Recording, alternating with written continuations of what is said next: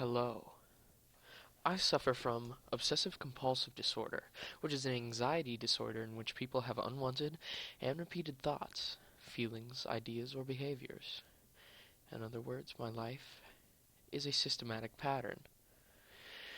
But yesterday, I experienced a flaw in my own system. I awoke that morning in my lakeside home promptly at 6:45 a.m., as I do every morning. Before leaving my bedroom, I made sure to touch the doorknob 3 times. I have to. I need to. On my way downstairs, I made sure not to step on the second to last step. I never touch that step. I just can't. I made my usual breakfast of toast, scrambled eggs, and black coffee. I never eat anything else in the morning, just always those 3. Turning my iPad on, I made sure to check the local news headlines, like usual. But today, something was missing. I couldn't place my finger on it. Did I forget something?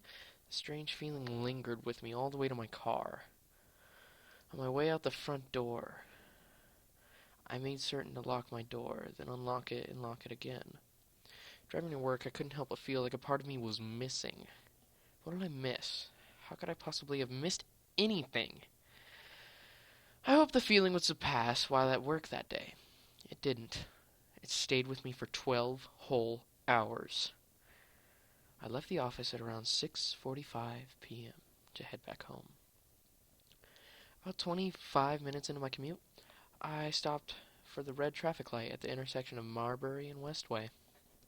But as the lights turned from red to green, I couldn't help but feel the strange sensation again. The only other person near me was the man driving behind me. He blared his horn for me to get out of the way, but instead of accelerating, I just unrolled my window and motioned for him to go around. He did. I dreadfully sat there in my car, still stopped at the intersection. Something is seriously wrong. What am I missing here? I made sure to touch everything in my car, hoping that would spark my memory. I touched the dashboard, the leather seats, the emergency brake, even the roof. It did nothing. My hands began to tremble as I slowly drove away. This isn't right. I don't like this. Arriving home, I pulled my '74 Mustang into the garage. I washed the car every day. Never on weekends, though. I only wash the fronts of the car and the back. Never the sides, no matter how dirty they get. I never wash the sides.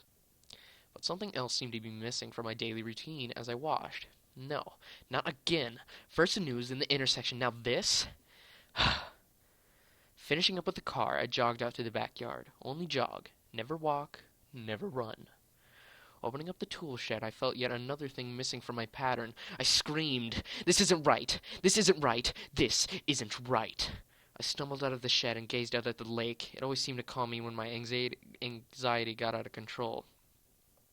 But tonight, all I wanted to do was sleep. I needed to finish this day. The next morning, I awoke at 6:45 a.m., touched the doorknob 3 times, made sure not to step on the second to last step on my way to the kitchen. I prepared my toast, scrambled eggs, and black coffee. I turned on the iPad and browsed the local news. It's still missing. I became aggravated. What is this I could possibly be missing? I began to feel nauseous. Hurrying out the door in a vicious rage, I quickly locked the door, unlocked it, and locked it again. I drove off to work. I tend to get a whole lot of work done when I'm upset, strangely.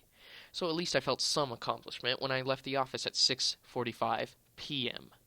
I drove fast on my way home. Very fast. What am I missing? I approached the red light at Marbury and Westway. Come on, think. Think! A man was walking in the middle of the intersection on his way to the other side. Why can't I remember? The man's head spun as he noticed my Mustang coming straight at him at 85 miles per hour. I noticed him too. A wave of horror crossed my face as I watched him dive to one side. I swerved in the same direction. A loud clunk was made as I crushed the man underneath my vehicle. Oh, God. Jumping out of my car, I hesitated on what to do. He lay there writhing in agony, making horrendous guttural wails. I popped open the trunk to my Mustang, lifted the screaming man, and heaved him in. I drove. Upon entering my garage, I made sure to wash the blood off the front and rear of the car. The sides weren't necessary. After dragging his broken body out to the backyard, I jogged to the shed. Inside were black garbage bags, cinder blocks, and a hacksaw. After dismembering the man, I was able to fit both the remains and the cinder block into the bag. Dropping him into the lake was all that was left to do. The following morning, I made sure to wake up at 6:45 a.m. and touch my doorknob 3 times before skipping the second-to-last step on my way to the kitchen. While eating my toast, scrambled eggs, and black coffee, I browsed the local news on my iPad. The top headline, "Hit-and-run serial killer strikes again." I smiled. Everything was back to normal.